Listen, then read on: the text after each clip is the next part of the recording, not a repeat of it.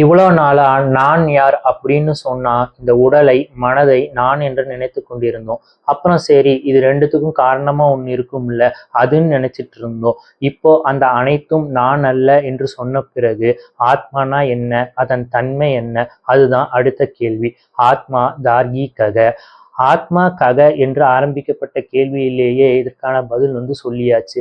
அதே பதில தான் குரு இங்க சொல்கிறார். சத் சித் ஆனந்த சுரூபம். சத் சுரூபம், சித் சுரூபம், ஆனந்த சுரூபம். இதுவரைக்கும் எது ஆத்மா அல்ல என்று சொன்னார், இப்போ இதுதான் ஆத்மா என்று சொல்கிறார். உதாரணத்துக்கு நம்ம ஒருத்தர் வீட்டுக்கு போறோம், அவர் வழி சொல்றாரு, இப்படி வராதீங்க இப்படி வராதீங்க அப்படின்ட்டு. நம்ம பொறுமை இழந்து அப்ப எப்படிதான் வரணும்னு கேட்போம். அப்ப அவர் ஒரு புதுசா ஒரு லைனை போட்டு இப்படிதான் வரணும்னு சொல்லுவார். அதே போல்தான் இங்கு எது ஆத்மா என்று கேட்டா இது ஆத்மா அல்ல இது ஆத்மா அல்ல என்று சொன்னார்.